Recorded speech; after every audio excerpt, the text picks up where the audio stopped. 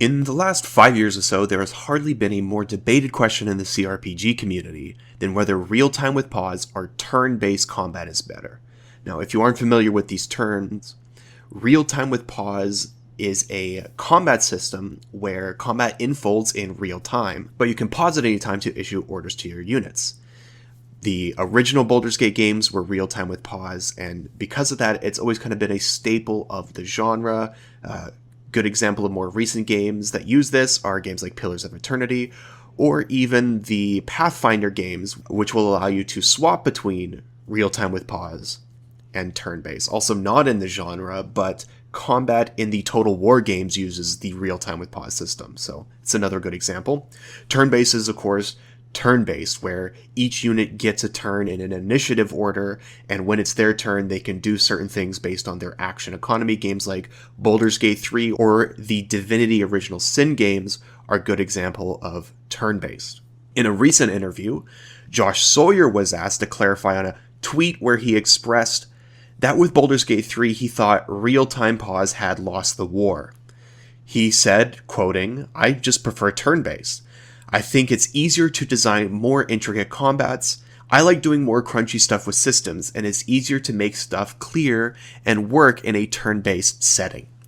If you don't know who Josh Sawyer is, he's a creator of RPG classics like Fallout New Vegas and most importantly the Pillars of Eternity series, which for me are the only CRPGs to truly rival the Baldur's Gate games.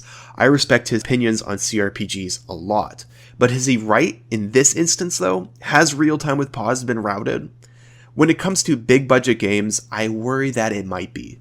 The hope is that Baldur's Gate 3 has introduced CRPGs to a much wider audience, and going forward, any big budget gambles on the genre are likely to stick to the Baldur's Gate 3 model in order to appeal to that wider audience. But that doesn't mean smaller projects from smaller studios aren't going to continue to make games for that dedicated real-time with pause audience. And personally, I tend to prefer smaller games anyways. Nothing sucks the soul out of a game faster than needing to appeal to a broad audience. So if you are like me and are interested in seeing new, innovative real-time with pause RPGs, I recommend you try Dark Envoy when it releases on October 24th, which is tomorrow if you're listening to this video the day it dropped.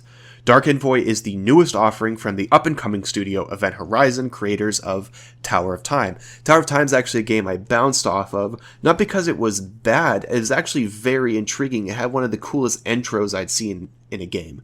But just circumstances of my life, I was busy with work and I ended up not really getting into it. My understanding from reviews is that it was actually quite an impressive game for a rookie developer. To my shock, Event Horizon offered me a review copy of Dark Envoy, which I spammed over the weekend, and I have some thoughts about it, so here we go. Dark Envoy is an RPG set in a space fantasy world embroiled in war. You and a friend, if you go co-op, play as the dual protagonists, Malachi and Kayla, sibling relic hunters in a neutral outskirts settlement. War cannot be avoided for long, however, and through a series of mysterious events, you will soon find yourself navigating the all-consuming conflict between the technological human empire and the ancient and magical elvish league. In terms of gameplay, the staples of the CRPG genre are all here, though not quite as sprawling and complex as games from bigger developers. It's a class-based system with 4 core classes to choose from, and 3 specialization routes for each class that function kind of like prestige classes from 3rd edition Dungeons & Dragons. I will discuss the classes in more detail later on. It's also party-based, with companions you can find in your travels to round out your party of 4. The core of the game is going on quests, which will take you to strange, beautiful, and of course dangerous locales, where you will fight bad guys, collect loot and experience, and make important decisions that will impact the story as it unfolds. Naturally, combat is the focus of the game, and on which it will live and die. Dark Envoy's combat is fast-paced and skill-oriented. Compared to the classics of real-time with pause, Dark Envoy has a lot more emphasis on terrain and dynamic movement. There are dozens of interesting terrain features in the game, but probably the best example is cover indicated by this gray shield, which reduces the damage taken from ranged attacks. This fight you're watching right now is actually one of the final battles in the tutorial where you're stuck at level 1, which doesn't give you a lot of time to make level up choices to give yourself an advantage, and it can make the fight actually kind of difficult. You can see here I have both of my units behind cover, because if they take damage without cover, they will die very quickly, especially Malachi, and especially from the very big Scorpion that is just arriving on the battlefield. Now here something interesting happens. You can see Malachi is behind cover, and the Scorpion will use its AoE ability, which is signposted. I have to dodge it. Now, dodging the abilities is the dynamic movement aspect of the game I was talking about. It makes a big part of the strategy. But you can see here there's kind of a catch-22 situation. When the Scorpion used the ability on Malachi behind cover, he had to leave cover to dodge it. If he takes sustained aggro from the Scorpion without cover, he will die very quickly, which is why I used my Engineer ability to stun up the Scorpion as quickly as I could, buying Malachi enough time to get behind cover again. That's how I'm able to clear this fight. Later on, this fight against a tanky Empire soldier gets a reload out of me, but on a second try, I aggroed the fight and retreated to this position, where a force field shield reduced all incoming damage by 50%. By holding my position on the edge of the force field, I was able to clear this encounter. Roughly 25 hours of gameplay in, I found Dark Envoy's combat to be a delight.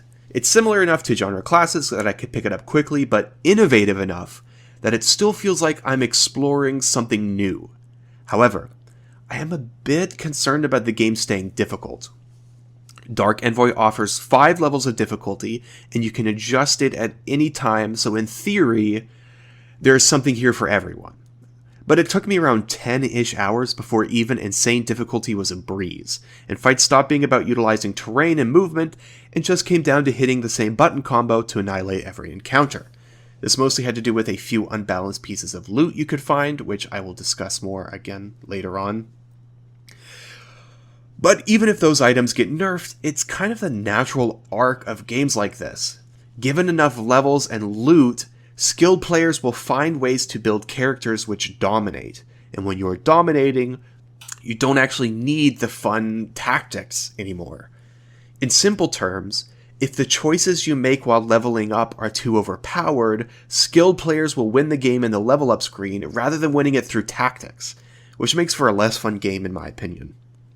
I can't know for sure yet, but going off my experience so far, I'm concerned Dark Envoy has made their level up screen too overpowered. That said, there are some natural things in the system which block scaling certain ability and passive slots, which, again, I'm going to talk about. So, actually, this is perhaps a good time to segue to the more concrete, specific things about gameplay. So let's call this the tips and guides. I'm going to go through classes and leveling and loot and stuff like that. To do that, let's actually boot up the game. As I said before, there are 4 core classes to choose from and 3 specializations for each, so we can just go over each of them really quick. There is the Warrior. The Warrior is basically the melee weapon user class, and because it's in melee, it's likely to take more damage, so it has more abilities that are focused on absorbing damage and tanking damage for your allies. It has 3 specializations: Guardian, which is kind of the dedicated tank; Assassin, I haven't explored this one as much, but I think its name pretty much speaks for itself. This is a very damage-oriented, upfront damage-oriented version of the Warrior. And then there's the Blade Master. I've been playing this one. The Blade Master is focused on dual wielding and spreading the bleed status and kind of lifesteal tanking from that. Then there is the Ranger. Personally, I found the Ranger to be the best class in the game. For me, it is the ranged DPS class. And even just the base class Ranger gets so many really strong abilities, which I'll talk about in a bit. For specializations, it has 3. The Gunslinger, which focuses on short-range, fast-attacking builds. The Bounty Hunter. The Bounty Hunter has some team support, but it's a lot about traps and stealth. Then there is the Sharpshooter. I haven't experimented with this one as much. According to the description, Sharpshooter is a range attacker who gains power from good positioning. I imagine a more stationary build than the shorter range Gunslinger. Then there are the 2 kind of what I would call caster classes in this game. There is the Engineer, which represents the technology route, and there is the Adept, which represents a magic route. Both of them function very similarly. They both gain a lot from investment into power. We'll talk about that when we get into attributes. And our primary spellcasters, they have crowd control effects, AoE spells, self-buffs, all of that. However, I would say the Engineer is a little bit more geared to summons, especially early on, and a little bit more geared to AoE damaging ground effects. The Adept gets a few more personal defensive buffs, so it's a bit tankier as a caster, and you can definitely do frontline Adept builds. And I'd say it's maybe a bit more focused, especially early game, on single target damage. Though, like I said, both can do either. For specializations on the Engineer, we have the Technomancer. This is the full-on damage caster version of the Engineer, and just from my looking at it, it looks extremely powerful. It can dish out a ton of damage. There's the Inquisitor, which is interesting. I think ultimately it might not be as strong, but it has the chance, if you hit a critical mass, of really snowballing out of control, because it's a kind of spellcaster that focuses on draining stats from enemies, in particular mana and health. And any kind of build like this in any CRPG, it can hit a critical mass, where you're draining enough to survive, and you're killing them and they can't kill you. And yeah, you can just basically walk over an encounter.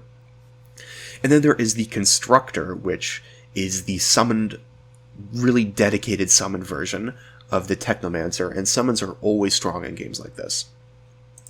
Going on to the Adept, its specializations are the Elementalist. Again, this is the more pure damage caster variant of the Adept. The Combat Medic, this is a support version. It has some healing spells and some healing summons, which is interesting. And then the Summoner, which is, it's the dedicated summoner version of the Adept. And by late game, you can actually polymorph yourself, shapeshift yourself into a Mighty Colossus. A power I actually haven't progressed far enough to try, but it sounds super cool. So those are the classes. Attribute-wise, you have a 5-attribute system: Might, Speed, Endurance, Power, and Mastery. We can just go over them one at a time, starting with Might. Every point that you put into Might after 5 is going to up your critical chance by 1% and your weapon damage by 3%. But with all of these skills, there are thresholds starting at 10, and then for every 5 points thereafter, where you're going to get a extra ability. At level 10 in Might, you gain a weapon skill, a level in weapon skill. Weapon skill is a special active that you get. It has a special slot, so only weapon skill actives can go into that slot, which makes it actually quite important. So leveling weapon skills I find very valuable. But you can see here, as you'll go on, you gain basically the ability to counter defenses with more attacks, the more might you get. So this is the attack stat. Then there is speed. For every point after 5 you put into speed, you are going to gain 3% attack speed and 2% cooldown reduction on your active abilities. And then as you go up, it will give you movement speed and dodge. So it's mostly an offensive stat, I find, both for casters and for auto attackers. But then it gives you some utility boosts like movement and defensive boosts like dodge. Next up is endurance. Endurance is like constitution. For each point of endurance that you add after 5, you're going to gain 10 plus 10 health. That's flat health. And plus 2% tenacity. Tenacity here is a percent reduction in the duration of crowd control effects that you get. So with a high tenacity, you'll shrug off stuns and things like that. It also increases your weight capacity, and this is a little deceptive. Weight capacity isn't the amount of loot you can carry in this game. You can actually carry infinite loot, which is extremely convenient. I prefer systems like that. What happens is as you equip weapons and shields and armor and helmets, they will all have a weight value, and the more encumbered you are, the slower your attack speed and, I believe, cooldown reduction can be. So increasing your weight capacity basically allows you to use heavier and heavier armor without as much of the penalties. And then, of course, as you get to the thresholds, you're going to gain more percent health increases and percentage elemental damage resistance with endurance. So it's definitely the defensive stat, dedicated defensive stat. Next up is power. This is the casting stat, which will buff your abilities but not your auto attacks as much. With each point you increase after 5, you're going to gain +2 flat mana and +5% skill power. Skill power boosts the power of your abilities, usually by adding damage, but it can also add other things. It's just going to boost the actual value of your skills. So, and then also as you increase, you're going to gain percent mana, which is very important. I find you gain a weapon skill +1 at 15. I think there's a total of +3 weapon skills you can gain in the game. So anytime you see a +1, that's valuable. And finally, when you max it, you just flat reduce the mana cost of all your abilities, which when you're cycling through them very quickly actually adds up to a lot of extra mana in a fight. I find power extremely valuable on, engineers and adepts, like I mentioned. And then finally, there is mastery. Mastery is interesting. It's kind of a general utility stat, which is good on pretty much every class. For each point you increase past 5, you're going to gain 2% lifesteal, plus 0.3 health regen, and plus 0.2 mana regen per second.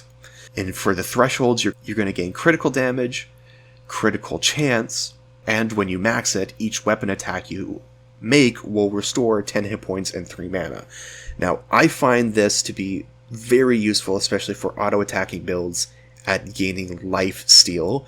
The mana regen per second can be useful for casting builds, so I don't like dumping it. As you can see, when you dump it, you start losing mana regen. You get mana bleed and health bleed per second. So I like to keep it at least at 5 for casters, but I do invest in it quite a bit on my auto attack builds. In general, I find for most auto attack builds, especially rangers and warriors, you're wanting to max might as quickly as you can, and then look into speed and mastery, and of course, dip into endurance as much as you need to actually survive. For caster builds, of course, maxing out power is the most important, and then I usually go speed for that cooldown reduction after, and then from there you have options. You can go mastery, endurance, might, whatever their role is in combat. Each of these might be useful for it. So, okay, here I am a little further on in the game because I want to show you what builds and leveling up look like. Here I have a Ranger Kayla build. For each level after level 1, you're going to gain 3 ability points, which you can place to improve your abilities. In this case, I've already maxed might, and I want some abilities in speed for attack speed. You're also going to gain 2 class points and eventually also specialization points with each level. So I'm actually going to reset this build so I can show you what it looks like over the long term. At level 1, every class is going to get 2 active abilities, which you cannot choose. And it's kind of a shame, honestly. I wish you could choose them. You can't. For the Ranger, it's Blast Roll and Toxic Bomb. For my Warrior Malachi build, it was Iron Skin and Dash. You get the idea. Those active abilities go down here. Now you can see there are 5 slots for active abilities and 4 slots for passive abilities. And you cannot get any more than these as far as I know. So this is kind of the natural limit on the scaling of builds that I was talking about. So you're forced to invest into better passives and actives rather than more passives and actives. Now, there's actually 6 active abilities, but one of them is reserved for your weapon skill, which we talked about under attributes. You unlock weapon skill from might and from power, and I believe there's one you can get from research for a max of 3.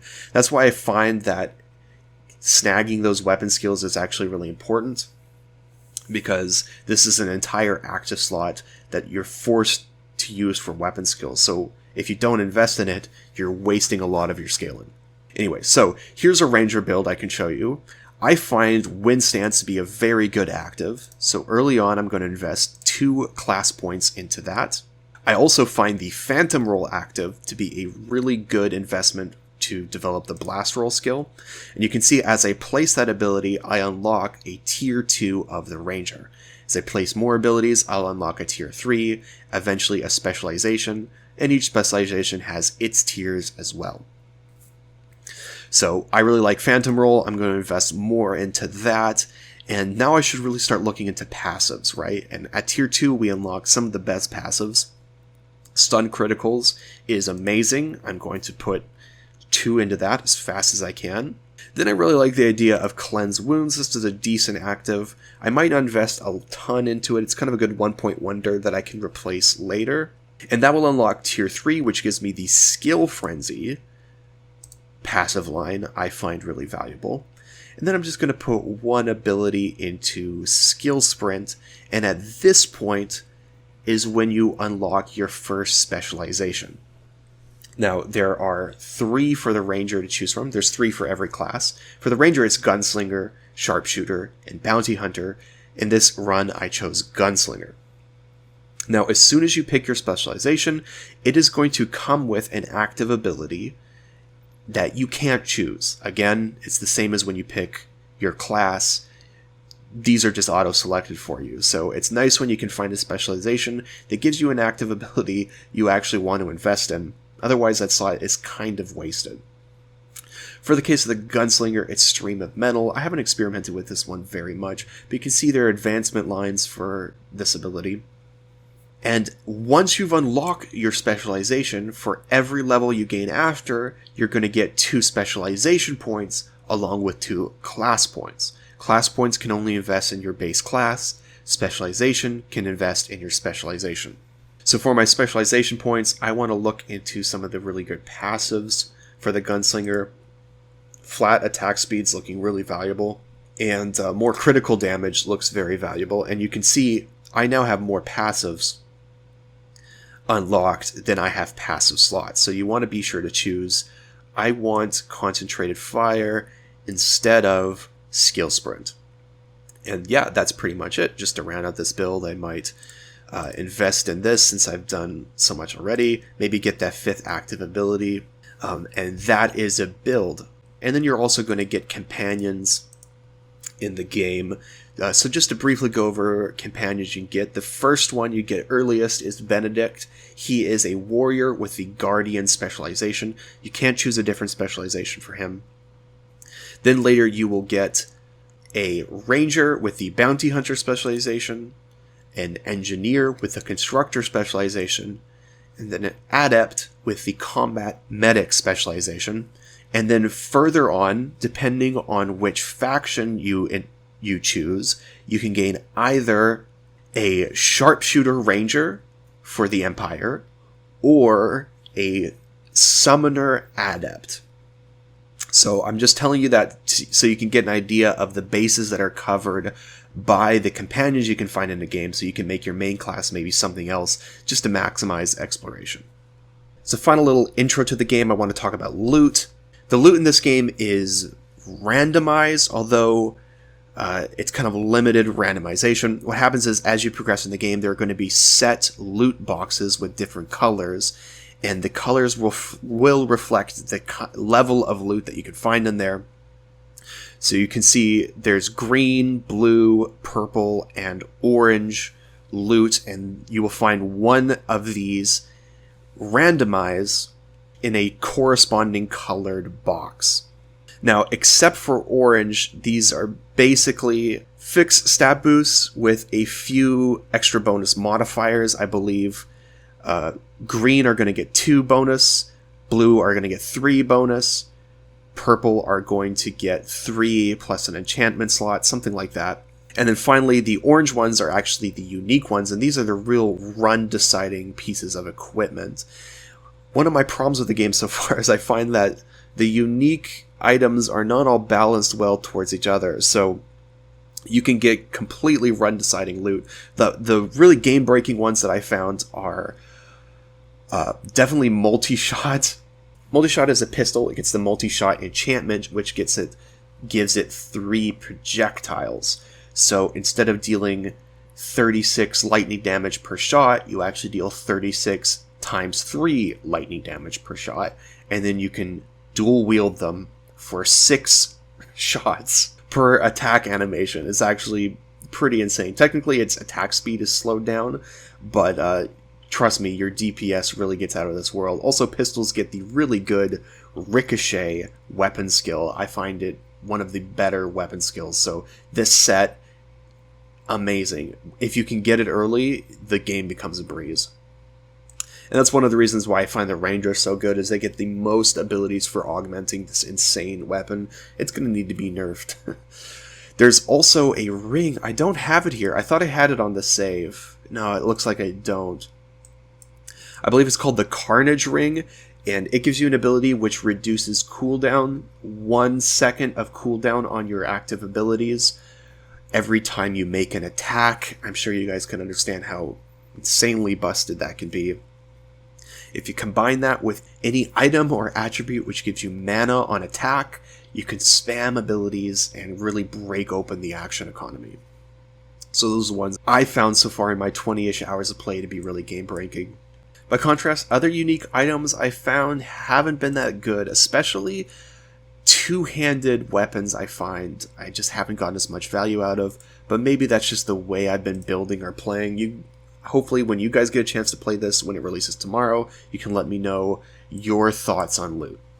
So, if you are wrapping up your Baldur's Gate 3 playthrough and you're looking for another co-op tactical RPG to play with your friends, I recommend you pick up Dark Envoy when it releases tomorrow. It gets a thumbs up from me. It's a very exciting offering from a promising up-and-coming developer, Event Horizon. I hope you'll support them if this game interests you. Thanks for listening, guys. I'll catch you next time.